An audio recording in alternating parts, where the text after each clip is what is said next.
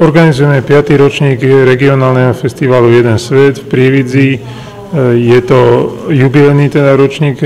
Začíname dnes s prehliadkou doteraz najúspešnejších filmov z uplynulých ročníkov. Festival bude trvať do soboty, prinesie 31 filmov v 8 kategóriách.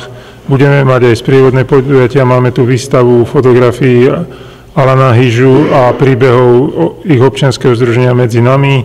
Budeme tu mať diskusiu a spomínaný Alan Hyža bude ako hosť, Andrej Bán. Samozrejme nosné sú teda filmy, ktoré prinášajú iný pohľad na jeden svet, ponúkajú divákovi nejakú alternatívu oproti bežnej ponuke.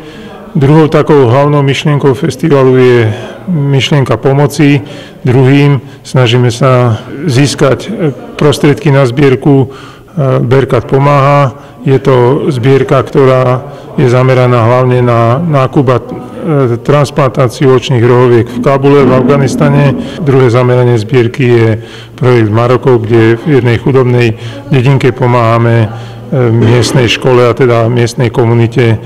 Festival teda organizuje občianske združenie, ale sami by sme to nezvládli a preto si veľmi ceníme pomoc dobrovoľníkov, mladých ľudí, ktorí už poznajú tému festivalu a ktorí sa sami prihlásili. Sú to študenti miestneho piaristického gymnázia.